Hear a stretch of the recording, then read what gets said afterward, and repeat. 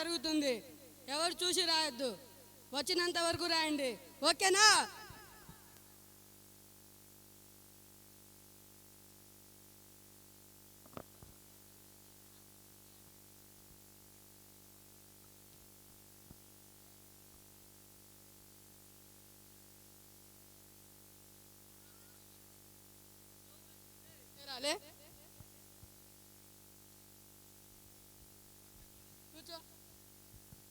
లేరాలే, ఏమైనా పెట్టావా? పెట్టలేదు సార్. తీరా రెండు చేతులది.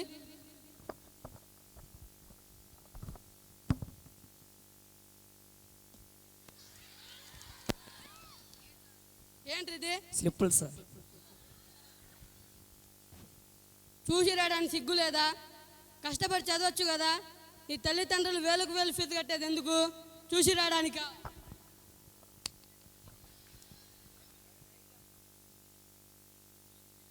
కొట్టాడు, అమ్మాయిల ముందు పరువు తీశాడు. ఎలాగైనా సరే ఆ సారుకు సిగ్గు తీయాలి, ఎలాగైనా సరే ఆ సారుకు శిక్ష పడాలి. అరే అవునరా మామ, నిన్ను ఈరోజు సార్ కొట్టినందుకు నాకు చాలా బాధగా ఉందిరా. అరే అమ్మాయిల ముందు నీ పరువు తీశాడురా, అందుకు నాకు చాలా బాధగా ఉందిరా. అరే ఈరోజు మన ఫ్రెండ్కి జరిగిన అవమానం రేపు మనకు జరగదని గ్యారెంటీ ఏంట్రా? అవునరా మామ, ఈ రోజు నాకు జరిగినట్టు మీ ఇద్దరికి జరిగేదని గ్యారెంటీ ఏంట్రా? అందుకే మనం ఈ బడి మానేసి వేరే స్కూల్కి వెళ్దాం. అక్కడైతే పరీక్షలు రాసినా రాయిపోయినా ఏమనర్రా? పరీక్షలు రాసినా తక్కువ మార్కులు వచ్చినా కొట్టారా. అంతేకాదురా మామ, అక్కడికి ఫోన్లు కూడా తీసుకువెళ్ళొచ్చు. అవునరా మామ. ఒరే, మన తల్లిదండ్రులు చిన్న చిన్న కారణాలు చెబితే ఈ బడి టీసీ ఇవ్వదురా. అందుకే ఏదైనా బలమైన కారణం కావాలి. అరే అవునరా మామ, నువ్వు చెప్పినట్లు మన పేరెంట్స్ నమ్మే విధంగా ఏదైనా బలమైన కారణం చెప్పాలరా. అరే మీరు చెప్పింది నిజమేరా, ఏదైనా బలమైన కారణం కావాలి. అరే నేనైతే మా సార్ పాఠాలు సరిగ్గా చెప్పట్లేదని చెప్తానురా. నేనైతే భోజనం బాగలేదని చెప్తానురా. నేనైతే మా పాఠాలు చెప్పే మాస్టారు సరిగ్గా బడికి రావట్లేదని చెబుతారా. ఆ రోజు పిల్లలు గోడ దూకి టీచర్స్ చెప్పా పెట్టకుండా వెళ్ళిపోయారు. అరే మామ, నీ కాడ బండి ఉందిగా, తీసుకురా, నా కాడ డబ్బులు ఉన్నాయి, సినిమాకు వెళ్దాం. ఓకేరా. అరే మామ, నేను దోలలేను కానీ నువ్వు దోలరా బండి.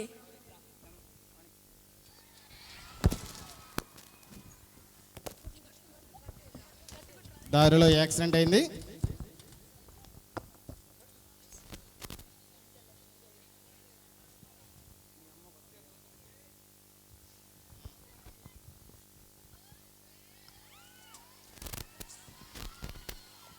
అరే నానా, ఏమైందిరా? తెలుగు సార్ కొట్టాడు.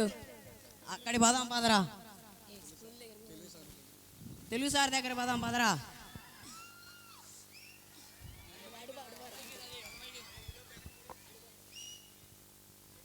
రండి కూర్చోండి.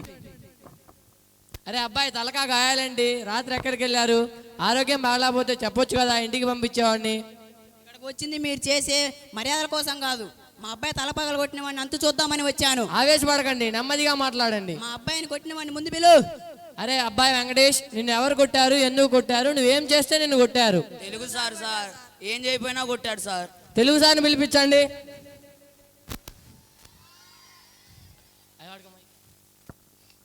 Good morning sir. నమస్కారం అండి. తెలుగు సార్, మీరు ఈ అబ్బాయిని కొట్టారా? స్కేల్తో తలబాగలు కొట్టారని చెప్తున్నాడు. లేదు సార్, నేను కొట్టలేదు సార్. కాఫీలు తెచ్చి చూసి రాస్తుంటే మందులు ఇచ్చాను, నేను కొట్టలేదు సార్. నువ్వు కొట్టకపోతే మా అబ్బాయి ఎలా తగిలిద్ది దెబ్బ? ఆపండి. ఈ స్కూల్ అనుకుంటున్నారా, మీ ఇల్లు అనుకుంటున్నారా? మా సార్ అలాంటి వాడు కాదు. మా సార్ 10 సంవత్సరాల నుంచి ఇక్కడే పనిచేస్తున్నాడు. ఇప్పటి వరకు ఒక్క కంప్లైంట్ కూడా రాలేదు. తప్పు మీ అబ్బాయి పెట్టుకోండి, మమ్మల్ని అంటారేంటి? మీ బడికి మీకు నమస్కారము. మా టీసీ మాకు ఇవ్వండి, మా అబ్బాయిని మరో బడికి పంపిస్తాము. ఇదిగో ఇప్పుడే రాస్తాను, తీసుకువెళ్ళండి. మీ అబ్బాయితో పాటు మీ అబ్బాయి సహకరించిన వీళ్ళిద్దరిని కూడా తీసుకువెళ్ళి మీ ఇష్టం వచ్చిన చోట చేర్పించుకోండి.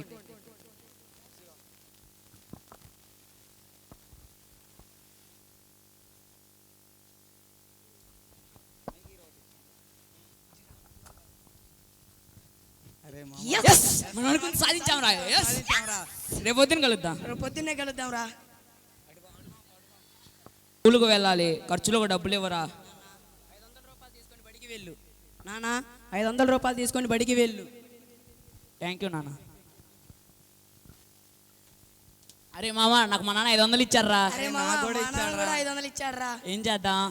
పార్టీ చేసుకుందాం రా. రే బీరీలు తెచ్చుకుందాం రా. ఓకేరా.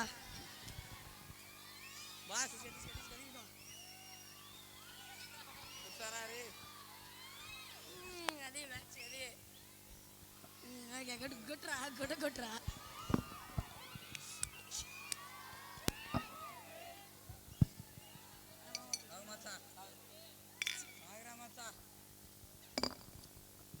అరే మామ 500 అయిపోయాయిరా. 1000 రూపాయలు ఉన్నాయి. ఏం చేద్దాం? అరే నాకు తెలిసిన చోట బెట్టింగ్ వేస్తున్నారా ఐపీఎల్. ఈరోజు సిఎస్కే వర్సెస్ టీసీ.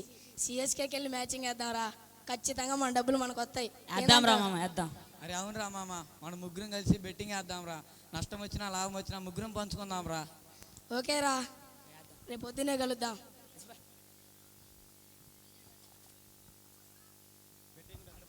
బెట్టింగ్లో డబ్బులు మొత్తం పోయాయి. ఇప్పుడు ఏం చేయాలి?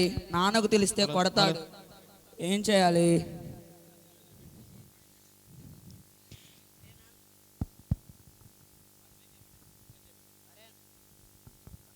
అరే నాన్న ఏమైందిరా?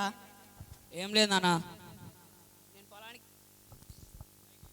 నేను పొలానికి వెళ్తున్నా. చక్కగా అన్నం తిని బడికి వెళ్ళు. మా నాన్నగారు పనికి పోయారు. ఇంట్లో దొంగతనం చేసి బెట్టింగ్ వేద్దాం.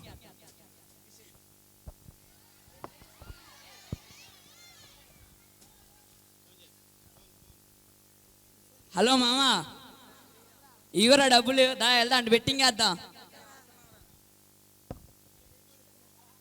అరే మామ ఇగో డబ్బులు, బెట్టింగ్ వేద్దామా? వేద్దాంరా మామ, ఖచ్చితంగా. హలో,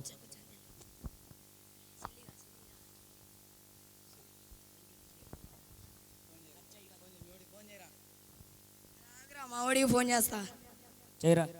హలో, ఏంద్రా ఈరోజు మ్యాచ్? CSK versus టీసీనా? అరే రేషో అందరా? ఓ 1:2నా? పర్లేదే. ఓకే, సిఎస్కేకి వెళ్ళి వేసుకో 10,000. సరే మామ, అంతేరా మామ, వేద్దాం. 10,000 ఫిక్స్ రా. 10,000. ఓకే. అరే మాట్లాడా, రేపు పొద్దునే కలుద్దాం. దొంగతనం చేసిన డబ్బులు కూడా బెట్టింగ్లో పోగొట్టుకున్నారు. ఇప్పుడు డబ్బులు లేక ఆలోచిస్తూ ఇంటికి వెళ్తున్నారు. ఇంట్లో డబ్బులు దొంగతనం చేసిన డబ్బులు కూడా పోయాయి. ఇప్పుడు ఏం చేయాలి? నాన్నకు తెలిస్తే కొడతాడు. ఏం చేయాలి? రే ఇప్పుడు ఏం చేద్దాం రా? అరే బెట్టింగ్లో పెట్టిన డబ్బులన్నీ పోయాయిరా. ఇప్పుడు ఏం చేయాలి? ఏదన్నా ఉంటే నువ్వే చెప్పురా. నాకు ఐడియా వచ్చిందిరా. ఏంటిదిరా? నువ్వు బండి స్టార్ట్ చేయి, ఎమ్మటే వస్తా.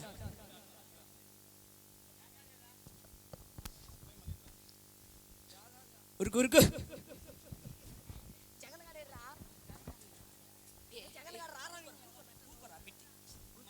అరే మామ, ఇదిగో చైన్, బంగారం అమ్మి బెట్టింగ్ వేద్దాం. అందుకంటే ముందు మనం మంచి పార్టీ చేసుకుందాం. ఓకేరా. దారా వెళ్ళి బీర్లు తెస్తా.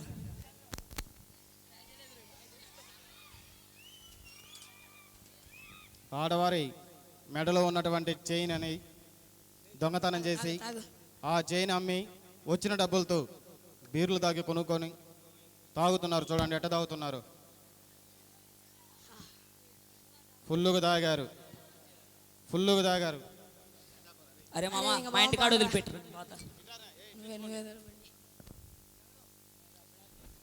అరే మీ ఇద్దరు ఫుల్గా తాగారు, నేను కొద్దిగా తాగా, నేను దోలుతా.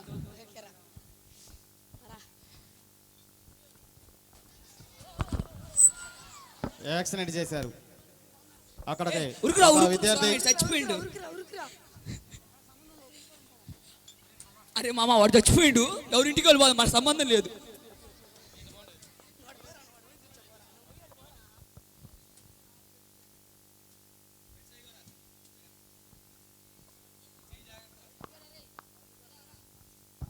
యాక్సిడెంట్ని సీసీ కెమెరాలో పరిశీలించినటువంటి పోలీసులు దొంగలు పట్టుకోవడానికి వెళ్తున్నారు. నేను కాదు సార్. సార్ నేను కాదు సార్. ఎవరిని చూసి పొరపాడతారు సార్. సార్ నేను కాదు సార్.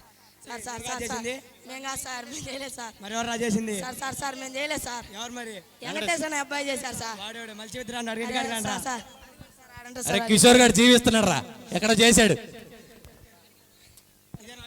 ఎవరండి మీరు? పోలీస్ వెంకటేష్ అనే కుర్రవాడి ఇదేనా? ఇదేనండి. మీ అబ్బాయి తాగి బండి నడిపి ఒకరి చావుకి కారణమయ్యాడు. మీ అబ్బాయిని అరెస్ట్ చేసుకొని తీసుకెళ్తున్నాము. మా అబ్బాయి అలాంటి వాడు కాదండి, బుద్ధిగా చదువుకుంటాడు. లేదండి, కావాలంటే సీసీ ఫుటేజ్ చూడండి. మీరు ఎవరినో చూసి ఎవరో అని పొరపాటు పడుతున్నారు. లేదండి, యాక్సిడెంట్ చేసింది మీ అబ్బాయి. ఏదైనా ఉంటే కోర్టులో కలుద్దాం. యాక్సిడెంట్ చేయకముందు మీ అబ్బాయి ఒక స్త్రీ మెల్లో చైన్ దొంగతనం కూడా చేశాడు. చూడండి, ఏదైనా ఉంటే కోర్టులో కలుద్దాం. యాక్సిడెంట్ చేసి అట్ట అనుకున్నాడు చూడు, ఇంట్లో లాకపోండి. అబ్బాయి ఇంట్లో ఉన్నాడా? అన్నాడండి. లేరా? ఒకరి చావు కారణమయ్యి ఇంట్లో నిద్రపోతున్నావు నువ్వు. ఎవరు ఇల్లు అనరా? అయ్యో ఎవండి, నాకు భయం వేస్తుంది. మన పిల్లవాడిని తీసుకెళ్లారండి. నువ్వు కంగారు పడి నన్ను కంగారు పెట్టొద్దు. నా ఆస్తి అంతా అమ్మి మన అబ్బాయిని తీసుకువస్తా. లాయర్ గారు, మా అబ్బాయిని పోలీసులు తీసుకువెళ్ళారు. ఎంత ఖర్చు అయినా సరే మా అబ్బాయిని తీసుకురావండి. ఓకే. కోర్టులో ప్రవేశపెట్టారు.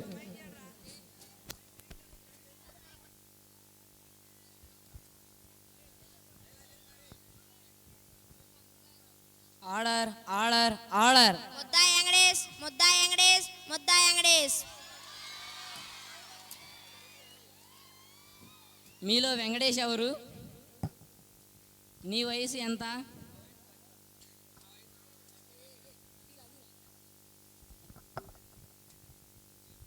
నా వయసు 18 సంవత్సరాలు. ఈ యాక్సిడెంట్ చేసింది నువ్వేనా? నేను చేయలేదు. పోలీసు వారు నువ్వు చేసావని చెప్పారు. వాళ్ళ అబద్ధాలు చెబుతున్నారు. పోలీసు వారిని పిలిపించండి. ఈ అబ్బాయిని ఏ కారణం చేత అరెస్ట్ చేశారు? ఆధారాన్ని ఆ లాయర్ దగ్గర ఉన్నాయి. లాయర్ గారిని పిలిపించండి. లాయర్ గారు, proceed. My lord, Venkatesh alias Venkat అని పిలువబడే ఈ ముద్దాయి దుర్వ్యసనాలకు బానిసై బెట్టింగ్లో డబ్బులు పోగొట్టుకుని బెట్టింగ్లు వేయడానికి డబ్బులు లేక ఒక స్త్రీ మెడలో చైన్ లాక్కుపోయాడు. ఆ చైన్ అమ్మి వచ్చిన డబ్బులతో అతని మిత్రులు ఫుల్లుగా తాగి ఒక వ్యక్తిని యాక్సిడెంట్ చేశారు. ఆ వ్యక్తి మరణించడం కూడా జరిగింది. ఇలాంటి దోషులను కఠినంగా శిక్షించాలని కోరుతున్నాం మై లార్డ్. Thank you. సంబంధించిన వీడియోలు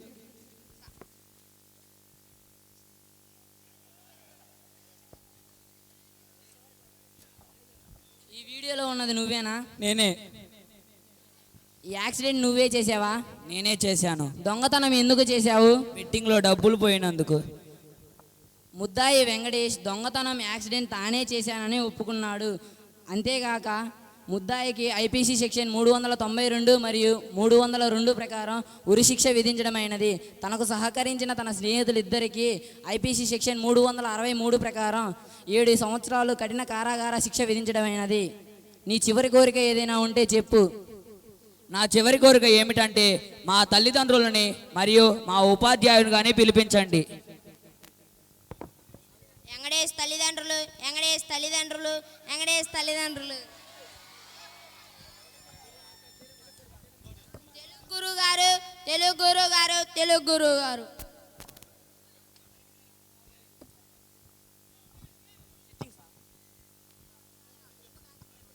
ప్రియమైన తల్లిదండ్రులారా, ఈరోజు నాకు మరణశిక్ష పడడానికి లాయర్ కానీ జడ్జి కానీ పోలీసు కానీ వీరెవ్వరూ కారణం కాదు, మీరే మరియు నా స్నేహితులు. నేను చెప్పిన చిన్న అబద్ధం వలన ఈరోజు నాకు మరణశిక్ష కారణమైంది. నేను చెప్పినది ఏమిటంటే మా మాస్టర్ గారు నన్ను కొట్టారని చెప్పడం. అది నిజమా అబద్ధమా అని తెలుసుకోకుండా మీరు మా మాస్టర్ గారి చొక్కా పట్టుకున్నారు మరియు మా పాఠశాల పరువు కూడా తీశారు. నిజానికి మా మాస్టర్ గారు అసలు నన్ను కొట్టలేదు. సార్, నన్ను క్షమించండి.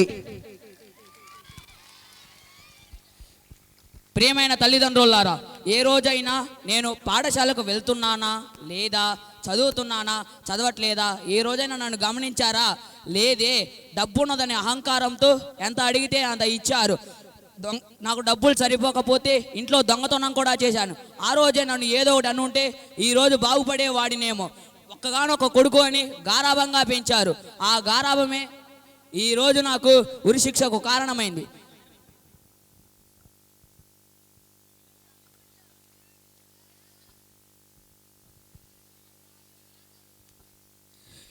ప్రియమైన విద్యార్థులారా, ఉపాధ్యాయులు కొట్టారని తిట్టారని వారి మీద పగలు పెంచుకోమాకండి. వారు కొట్టేది మన భవిష్యత్తు కోసమే, వారు తిట్టేది మన జీవితం కోసమే.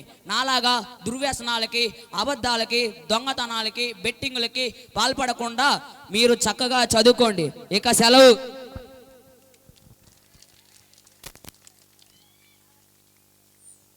ఈ సంవత్సరానికి 2 సంవత్సరాల్లో నాకు నచ్చిన ఒకే ఒక పని చేసినవరా. స్టాఫ్ మొత్తం పాపం నువ్వా కాదా అనుకుంటున్నాను. ఈడే మన సాయిరెడ్డి, మత్తుల సాయిరెడ్డి, దేవుడిచ్చిన ముద్దు బిడ్డ నాకు.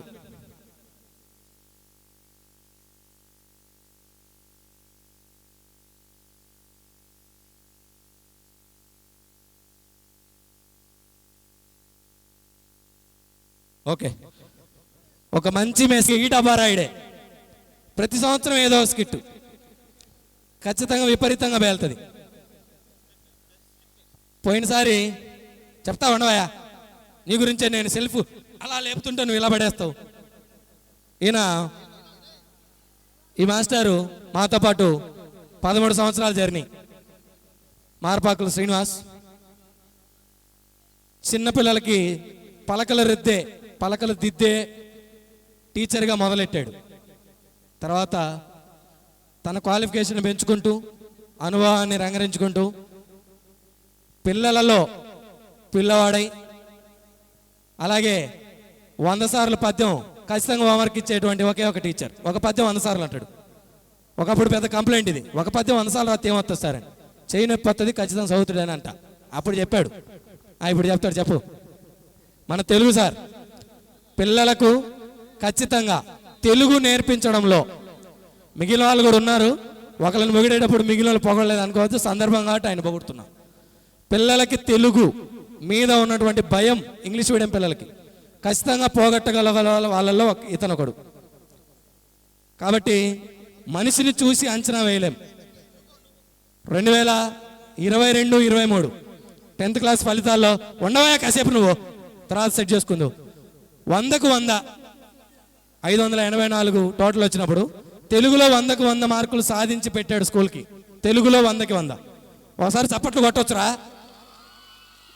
మరి తెలుగు అంటే ఎంత భయమా. సుబ్బారెడ్డికి అలాగే పివిఎస్ పవన్ కుమార్ ఇద్దరు 100కు 100. మిగిలిన సబ్జెక్టులలో సోషల్లో వచ్చాయి, మ్యాథ్స్లో వచ్చాయి. లాంగ్వేజ్లో రావటం మాత్రం ఆ నియోజకవర్గంలో ఆ టైంలో ఇతనికే. పొగిడితే కొమ్ములు పెరుగుతాయని అప్పుడు పొగలేదు, ఇప్పుడు పొగుడుతున్నాం, సందర్భం వచ్చింది కాబట్టి. ఆ సక్సెస్లో 584 సక్సెస్లో ఇతని పాత్ర ఖచ్చితంగా ఎక్కువగా ఉంది కాబట్టి ఇది సభావేదిక, ఇది కరెక్ట్ కాబట్టి ఇక్కడ చెప్తున్నాం. కష్టపడితే ఫలితం ఖచ్చితంగా పాజిటివ్గా ఉంటుంది అని చెప్పిన టీచర్. ఈ స్కిట్ల గురించి అంటారా, చాలా సింపుల్గా మెసేజ్ ఓరియంటెడ్లో అందరికీ అర్థమయ్యేలా, వాడుక భాషలో చదువుకున్న వారికి, చదువు రాని వారికి అందరికీ అర్థమయ్యేలా ఒక హాస్య దృక్పథంతో మెసేజ్ని ఇవ్వడంలో ఖచ్చితంగా ఆ సబ్జెక్ట్ పంతులకి ఒక దిట్ట అవుతారు. ఆ సబ్జెక్ట్ పంతులు తెలుగులో, అలాగే ఇలాంటి వాటిల్లో కూడా ఇంకా దిట్ట. కాబట్టి ఇంతకన్నా ఎక్కువ పొగిడితే మళ్ళీ రేపు సమ్మర్లో సార్ నాకు ఆపర్చునిటీస్ ఎక్కువ వచ్చాయి, మరేంది నా పరిస్థితి అంటాడు. కాబట్టి ఇంకెందరూ చాలు. ఇక్కడ చూడండి, తల్లి తండ్రి ప్రేమ, బిడ్డకు మరణ శిక్ష. ఇందాక నేను చెప్పిన దాంట్లో కొంచెం ఒక లైన్ తీసుకొని కాపీ కొట్టాడు. తల్లిదండ్రి ప్రేమ, బిడ్డకు మరణ శిక్ష. మొత్తం చూస్తే కానీ ఆ టైటిల్కి ఎందుకు ఆయన యాప్ట్గా ఆ టైటిల్ పెట్టాడు అనేది దానికి ఒక సార్థకం అవుతుంది. మొత్తం ఒకసారి చూద్దాం. నేను ఎక్కువసేపు మాట్లాడితే ఇంక మైక్ లాక్కునేటట్టున్నాడు. చూడండి, మన ఐసీ మాస్టర్ ఎన్ని మైకులు కావాలి నీకు? 4 మైకులు. నువ్వు చెవి ఊపన్నా, మా యాంప్లిఫైర్ మైక్